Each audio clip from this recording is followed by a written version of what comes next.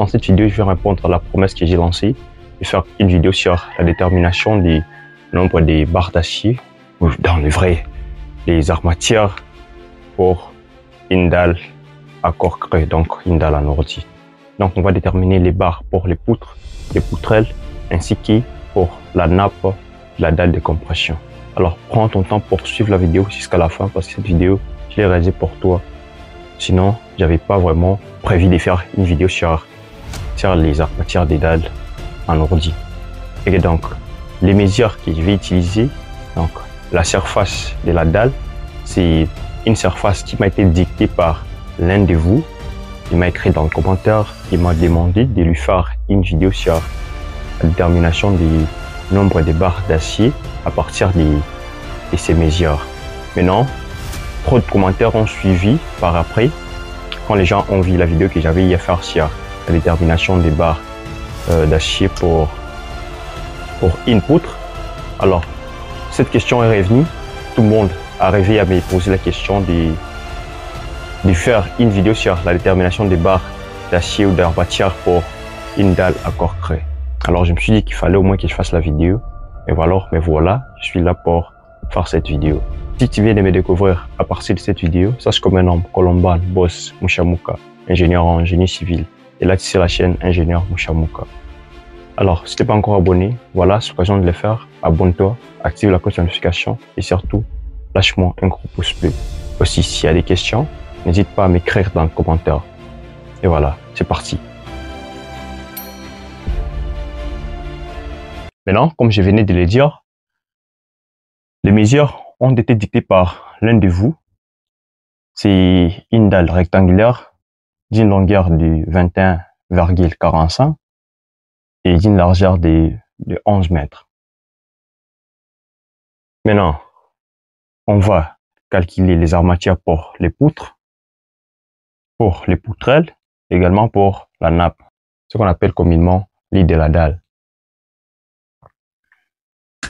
Donc, ces trois éléments qu'on va aborder le long de la vidéo. Déjà, un grand nombre de personnes ne savent pas comment ça fonctionne une dalle en ordi. Donc, pour une dalle en ordi, on aura des poutres, et par-dessus des poutres, on aura des poutrelles, ou dire des poutrelles qui seront encastrées dans les poutres. Et par après tout, on aura une dalle de compression. Donc, après pose des ordis, je crois que j'ai pu montrer ça par une vidéo quelque part. Après la pose des ordis, on peut faire alors une nappe de la dalle, une nappe, en tout cas pour la dalle de compression, en tout cas pour tout consolider ensemble. J'ai fait une vidéo là-dessus sur les grandes notions de la dalle en ordi. Je vais te mettre le lien dans la description. Tu pourras suivre la vidéo pour avoir plus de connaissances. Maintenant, ce qui est connu est qu'il faudra placer des poutrelles sur la dalle afin, et après pose des poutrelles, on aura à y mettre des ordis.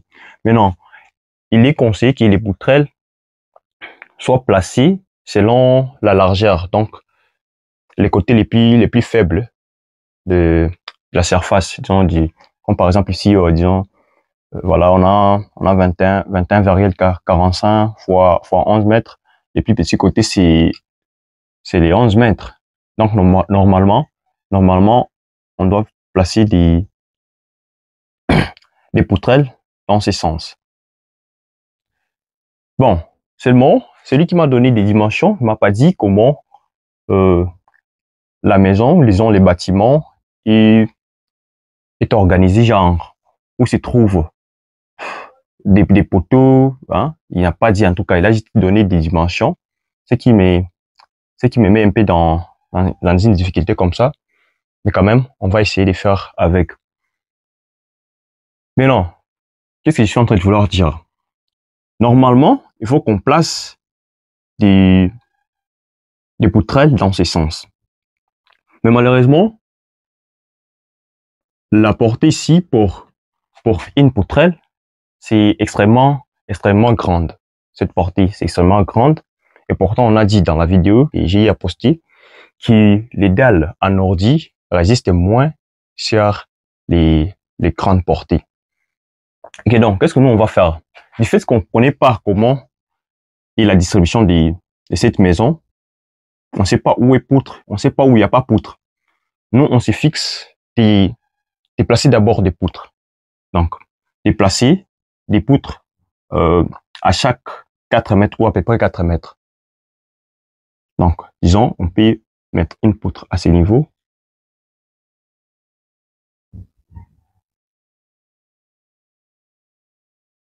Voilà. Une autre à ce niveau. L'autre ici. Et également l'autre ici. Voilà, donc on a fait juste les 21,45 qu'on a divisé par 4. À peu près 4. On va trouver les poutres à mettre dedans. Pour qu'on ait au moins une distance entre des poutres de tour de 4 mètres comme ça. Maintenant, c'est après ça qu'on peut se permettre de mettre des poutrelles. Bon, ça on va aborder après. Du côté poutrelle, on prend directement les 21,4. Pourquoi 21,4 et non 21,45? Tout simplement parce que j'ai soutiré 5 cm pour l'enrobage. Donc 10,5 de part et d'autre. Parce qu'il est bien connu que les poutres ne vont pas arriver jusqu'à les armatières ne vont pas arriver jusqu'à la fin.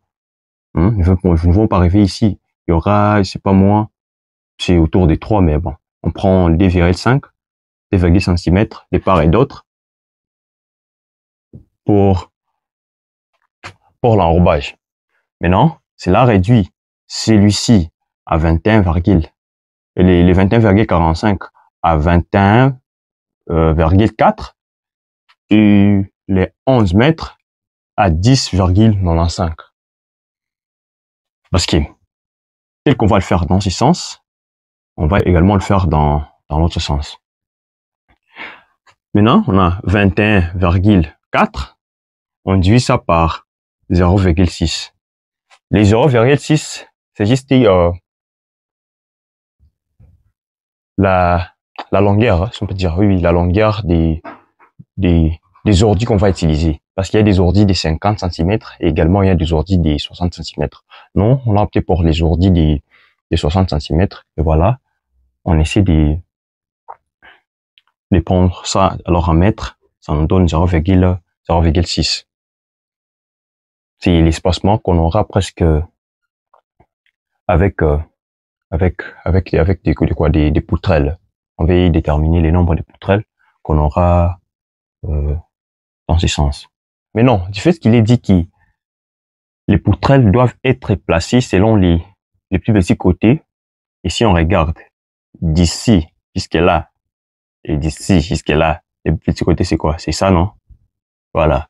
Donc on va mettre poutrelle ici, poutrelle ici, poutrelle ici, poutrelle ici. Comme c'est linéique, on met directement comme ça. Hein? Ça va pas arriver jusqu'à la fin, hein? Et bon. Voilà, il y aura quelque chose d'enrobage qui part là. Mais bon, on représente d'abord. Ça va? Bon, ainsi de suite. Donc, on a des poutrelles espacées de combien? Des 60 cm, 0,6. Maintenant, faisons cette division. On a 35,6 qui est à peu près égal à 36. Maintenant, du côté nappe, au lit de la dalle, on a LX. Les LX, c'est les plus petits côtés, donc c'est selon ce sens, et les LY, selon les plus grands côtés. Maintenant, on va déterminer les nombres des barres qu'on aura selon le sens des X, également selon le sens des Y, LX et LY.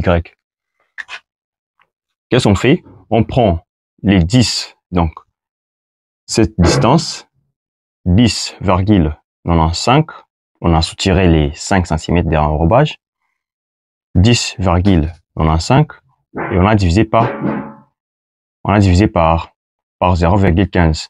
0,15, c'est l'espacement qu'on s'est fixé. L'espacement entre des barres, on s'est dit de prendre l'espacement de 0,15. Et en faisant cette division, on a 73. 73 comme nombre des barres selon Lx. Donc, si on se disait de compter les nombres des barres qu'on aura dans ces sens, 1, 2, 3, 4, 5, 6, 7, 8, on arrivera à 73. Ça va? Des barres qui tendent ici jusqu'à la fin. Maintenant, selon Ly, on a 21,4 divisé par 0,15. 21,4, c'est cette longueur toujours, où on a soutiré les 5 cm d'enrobage. On divise ça par l'espacement de 0,15. Ce qui donne directement 142,6, à peu près égal à 143. Donc, les barres alors qui iront dans ce sens. Maintenant, à ça, on va revenir après. Voilà, directement, on renverse la pyramide, on commence de la nappe et puis on va monter. Voilà, nappe ou l'idéal. On a Lx qui est égal à 10,95, les plus petits côtés, plus 0,2, donc les 10,95, c'est la distance ici, hein? Et puis, les 0,2, c'est les crochets. Crochets des 10 cm de ces côtés et crochets des 10 cm de l'autre côté. Disons, à l'extrémité de la barre, les deux côtés de la barre. C'est ce qui donne les 0,2 qu'on multiplie avec les 143. Les 143, on vient de les trouver. C'est les nombres de barres qu'on aura selon cette longueur. Hein? Donc, on va juste additionner. Prenons par exemple, on a cette barre. On va y additionner celle-ci. Également celle-ci. Et celle-ci. Hein? Dans le cas où on aurait 1, 2, 3, 4. Je les prends en forme de barres, mais là, j'ai représenté en forme de poutres. Là, je les prends en forme de barres. Donc, on a une, plus ça, plus ça, plus ça. Voilà. On va chercher la longueur cumulée de la barre, quoi. Voilà. Selon Lx, j'ai mis Lx en rouge pour différencier ça avec les Lx trouvés ici. Alors, on a Lx, toute cette longueur des barres, disons alors horizontale, disons verticale plutôt, verticale. Cette longueur nous donne 1594,45 mètres.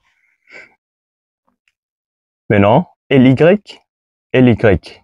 est égal à 21,4. On change de la position. 21,4. C'est ça, hein? Donc, cette barre, la barre qui sortira d'ici jusqu'à la fin là, 21,4 plus 0,2 du crochet, disons des décrochés alors, multiplié par 73, les nombres des barres qu'on aura. Là, c'est horizontalement alors. Ça me génère 1576,8 mètres. On fait la sommation. Lx plus Ly, ça nous donne, c'est des résultats trouvés en les additionnant. On a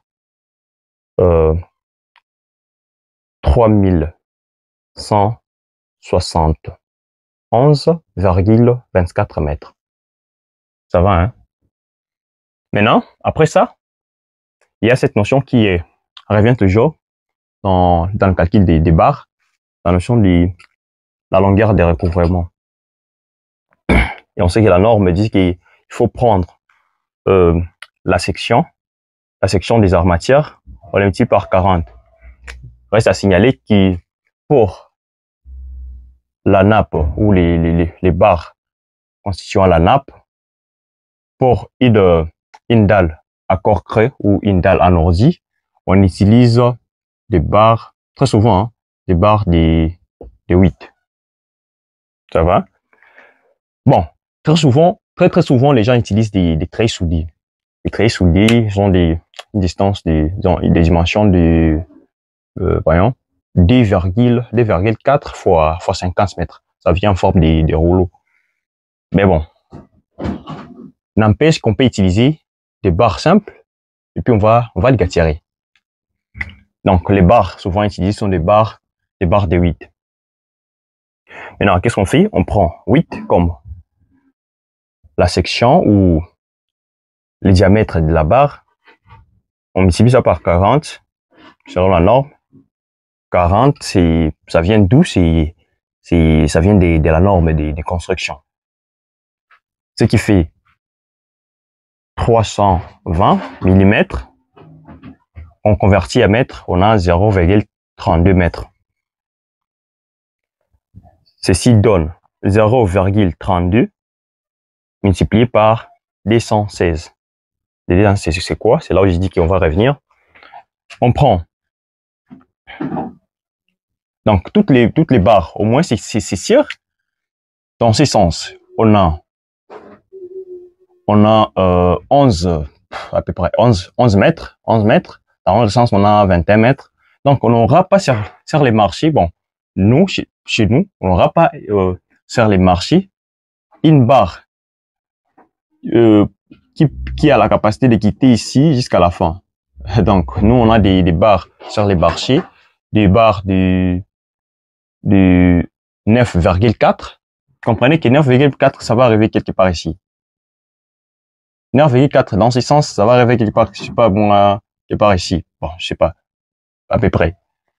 Vous comprenez que toutes les barres qui seront ici auront des recouvrements. Donc, toutes ces barres-là seront recouvertes. Et donc, ces recouvrements, on va les tendre sur toutes les barres à utiliser sur cette nappe. Ce qui fait à ce qu'on est à additionner les LX, donc les nombres des barres qu'on aura selon LX, et le nombre des barres qu'on aura selon LY, et on a un résultat de 216. C'est à cela qu'on vient multiplier alors ici, c'est déjà, voilà, ici, les 0,32 du recouvrement d'une barre. Maintenant, nous, on a 216 barres. Bon, quand je parle des barres, là, directement, il faut les comprendre en termes de morceaux de barres. On a 216 morceaux de barres. D'accord? Et en faisant cette multiplication, on a 69,12 mètres. Donc, en termes de mètres de recouvrement. Maintenant, on fait quoi? On fait la sommation. On prend les LX plus LY trouvé ici. Cette longueur cumulée. On l'additionne avec la longueur des recouvrements. Voilà. C'est ce qui nous donne le 3240,36 qu'on divise directement par 9,4. Les 9,4, c'est la longueur commerciale d'une barre. Il y en a qui ont jusque-là des barres de 10 mètres, de 12 mètres. Mais bon, nous, on a très souvent des barres de 9,4. Qu'est-ce qui arrive par la suite? On fait comment? Maintenant, on fait cette division et on a 344,7. On prend ces résultats, on les multiplie par 1,15. La 1,15, c'est le coefficient de sécurité le plus souvent utilisé. Bon, des fois, on utilise les 1,1, d'autres utilisent 1,2, D'ailleurs, moi, j'ai souvent l'habitude d'utiliser 1,2, mais là, je me suis dit de travailler d'abord avec le 1,15. Ce qui nous donne directement 396,4 bars. Tu fais ce qu'on a déjà utilisé les coefficients de sécurité. On peut garder ça, hein. On garde ça. 396 barres de 8 pour la nappe de la dalle. Maintenant, on va effacer et faire pour les poutrelles. Et bien, pour les poutrelles, on aura des armatières longitudinales et des armatières transversales. Et on commence par les armatières. Pour les poutrelles, on aura des armatières longitudinales et les armatières transversales. Eh bien, on commence par les armatières longitudinales. Armatière longitudinale, et voilà, on a 21,4 de la longueur des armatières longitudinales. C'est les poutrelles iront dans ce sens, on l'a dit. Donc, selon 21,4 mètres. Toujours, on laisse les 0, disons les 5 cm de l'enrobage. Et donc là, on a 21,4 plus 0,2 les crochets. Il faut toujours regarder ça. Les crochets des 10 de part et d'autre. Et après ça, on multiplie par 36. 36, c'est quoi? 36, c'est les nombres on l'a dit, les nombres ou disons les morceaux des barres qu'on aura dans ce sens. Des barres des longueurs du 21,4. On aura 26 et disons 36 dans ce sens. Et puis, on multiplie par 4. Les 4, c'est quoi? C'est les nombres des barres qu'on aura dans une poutrelle. Donc, c'est comment? La représentation de notre poutrelle sera de cette façon. Que donc, on aura une barre ici, l'autre au centre, l'autre à la fin. C'est ça la configuration qu'on s'est dit de prendre. Voilà. Donc, c'est un peu ça la configuration de notre poutrelle, l'armatière, hein, l'armatière. Et donc, c'est ce qu'on aura 4, on multiplie par 4. Et là, on aura toute la longueur cumulée de cette armature. On aura 3110,4 mètres. Après, cette notion revient encore, longueur de recouvrement. Cette fois, on n'utilise pas les barres des 12, et plutôt les barres de 8. Et à la place des barres de 8, on utilise des barres des 12. Donc, pour les poutrelles, on utilise des barres des 12. Barres des 12, on multiplie par 40 selon la norme. Et on a 470 qu'on convertit en mètres. Ça, c'est en millimètres. On a 0,48 mètres. Maintenant, on prend, ça, c'est une longueur de recouvrement pour une seule barre. Disons, par exemple, comme on l'a démontré ici, la barre qui est ici jusqu'à là, on aura, disons, faisons avec ça. La barre arrive jusqu'ici, 9,4, disons que ça se limite ici. Il faudra ajouter une autre barre qui va commencer, par exemple, ici, hein, et continuer jusqu'à la fin. Maintenant, cette longueur ici, ce qu'on appelle longueur de recouvrement, que moi, je me permets de noter comme ça. Et pour une barre, on vient de trouver 0,48. 0,48. Alors, il faut qu'on les multiplie par 4, parce que dans une poutre, ils ont une poutrelle, on aura 4 barres, on multiplie ça par 4, et puis par après, on multiplie par 36. 36, toujours comme sur les cas ici. Et voilà, ça nous donne 69,12 mètres. 69,12 mètres. Voilà. On fait comment alors? On additionne ces deux éléments, donc cette longueur cumulée avec la longueur cumulée des recouvrements. Et voilà, on a 3110,4 multiplié par 69, disons plus 69,12. Ça nous donne directement 3179,5.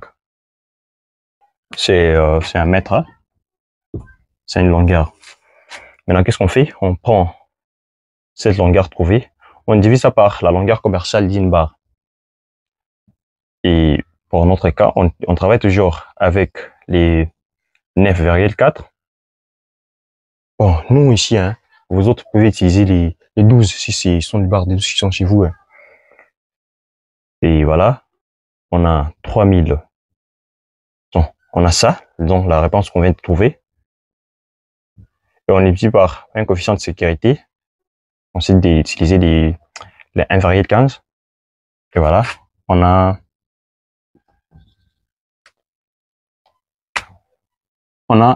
379 barres comme nombre de barres à acheter. Maintenant, pour les armatures transversales, déjà ce qu'il faut faire, c'est déterminer le nombre d'armatures. Disons les nombres d'armatures transversales qu'on aura sur une poutrelle. Je sais pas comment on appelle ça, hein. Mais j'ose croire qu'on appelle ces genre des trucs, parce que c'est pas du tout un cadre. Aussi c'est pas un étrier, mais comment on peut l'appeler? Moi je peux me dire de l'appeler étrier triangulaire. Bon, je sais pas c'est quoi les noms. Si vous savez les noms, mettez-moi le nom dans le commentaire. Moi, vous aurez à m'enseigner aussi, hein. Mais moi j'ose croire qu'on peut l'appeler étrier triangulaire. Voilà. Donc, il nous revient à déterminer le nombre d'étriers triangulaires qu'on aura le long de la poutrelle. Et qu'est-ce qu'on fait? On prend toujours l'espacement qu'on s'est dit standard et 0,15. Donc, on prend la longueur de la poutrelle, on divise par 0,15 de l'espacement. On a les nombres. On a 142,6 comme nombre de ces trucs. Je vais miser dans le commentaire les noms. Maintenant, ça c'est pour une poutre. Donc, ça c'est le résultat pour de ces nombres. sera une poutre. Maintenant, ils ont poutrelle quoi? Excusez, poutrelle. Poutre, c'est resté dans ma tête. Et voilà, on multiplie par 36 le nombre des poutrelles qu'on aura sur toute la dalle. 36. Et voilà, ça nous donne 5136. Ça, c'est un nombre. C'est un nombre. Voilà. Qu'est-ce qu'on fait? On prend 0,65 multiplié par les 5136. Les 0,5, c'est quoi? On se dit, dépend juste des mesures. Des mesures de notre étrier triangulaire. Voilà, il restait qui ça. Donc, on a quoi? Est-ce que vous voyez jusqu'à la fin? Je ne crois pas. Comment je fais? Je représente ça ici, permettez. Hein? Ici, hein? Donc, on a quelque chose du genre.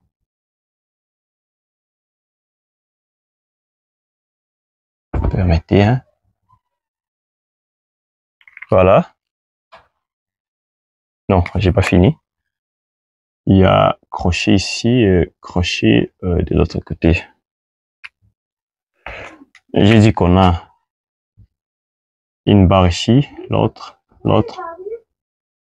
ici. Ce qui fait ces 4 barres qu'on est en train d'utiliser. Maintenant, on va déterminer la longueur de cet étrier triangulaire. Donc, on a un crochet de 10, hein, de part et d'autre. Donc, on a, disons, un crochet de 5, on prend les crochets de 5, crochet de 5, crochet de 5, ça fait 10. On a ici combien? Ici, on a, on s'est dit de prendre 15, ça fait 30, plus les 10, ça fait 40. Et puis ici, on s'est dit de prendre 10. Ce qui fait au total combien? Ça fait au total 50 cm. Donc, Ceci donne 50 cm, 50 cm. Ce qui fait 1 mètre, 0,5 mètres. Voilà, 1 mètre, 0,5 mètres. Ah oui, 0,5 mètres. Comme ici par la réponse ici. Et on a 10 568 mètres. Voilà. Comme longueur cumulée. Qu'on divise par 9,4. La longueur d'une barre, longueur commerciale. Et après cette division, on a 273,1. Donc, on prend les 273,1, on multiplie avec, voilà, on multiplie avec 1,15. Déjà, tu sais quoi c'est quoi. Et on a une réponse de 314 barres. Et voilà. Quand je suis en train de faire ça, toi tu fais quoi déjà? Rien du tout. Donc je te donne un exercice. Tu vas travailler, disons, vous allez travailler pour généraliser. Vous allez travailler pour les poutres, déterminer le nombre des barres pour les poutres, qui sont les barres transversales, également les barres longitudinales. Donc je vous donne des éléments. Et puis après, vous allez me faire des résultats dans le commentaire. Si la grande majorité a réussi, il n'y aura pas de deuxième partie. Si la grande majorité a échoué, je ferai une deuxième partie pour déterminer les nombres des poutres, les nombres des barres pour toutes les poutres qu'on aura utilisées ici. Mais non, si il y a pas de commentaire, si là-dessus sur le nombre des barres que vous avez trouvé, bon, je vais me dire qu'il n'écrit rien consent. Et donc, ceci est votre exercice à faire. Déterminer le nombre des barres pour une poutre. Pour les poutres, quoi. Pour les poutres. Et en guise d'information, donc, on aura combien de poutres? Juste les nombres. Je donne juste les nombres. Le reste, vous allez faire de vous-même. Donc, on a la poutre d'ici. Une poutre. 2 poutres. 3. 4. 5. 6. 7. Et 8. Ça va, non? Ouais. 8 poutres. Donc, faites-moi les résultats de ça. Si vous échouez, en tout cas, bon, je ferai la deuxième partie. Si vous n'échouez pas, et si vous n'écrivez pas, il n'y aura pas de deuxième partie. Donc, en résumé, on aura besoin de 396 barres de 8 pour la nappe de la dalle. Ça va, la dalle de décompression. On aura besoin de 379 comme les armatières longitudinales pour les poutrelles. On aura, ici ce sont des barres de 12, voilà, 12, parce qu'on a écrit ça, hein. Voilà, là, des barres de 12. Et pour les armatières transversales, on aura besoin de 314. Ici, on va utiliser des barres des 6. Des barres des 6. Bon, ce qui est beaucoup plus conseillé, c'est d'utiliser la même nuance des armatières. Donc, parce qu'il y a des ronds lisses, il y a également des barres à haute adhérence. Bon, ça, je vais expliquer dans une autre vidéo, j'y crois, ouais, j'y crois. Mais bon, au passage, parce qu'il y a une question là-dessus qui se disait que non, d'expliquer la fonctionnalité des barres, quand utiliser telle barre ou telle barre. En vérité, ça dépend du dimensionnement. Après dimensionnement des éléments par un ingénieur, et vous arrivez à savoir des barres à utiliser selon les contraintes qui sont induites sur les bâtiments. Donc, les charges qui supportent les bâtiments, ce qui pousse à déterminer beaucoup plus les sections des armatières à utiliser. Une seule chose à faire, c'est d'utiliser les barres des mêmes nuances, les autres adhérences. Mais seulement pour des barres des 6, il n'y a pas une production, en tout cas, des barres des 6 haute adhérence. Alors, on arrive à utiliser même des barres des 6, des ronds lisses, comme barre des 6. Et voilà, donc, avec ça, on peut se dire avoir donné quelques éléments et ajouter quelque chose à votre connaissance. Sinon, si vous n'êtes pas encore abonné, abonnez-vous, activez la cloche de notification. Et voilà, on se dit à la prochaine. Allez, boss.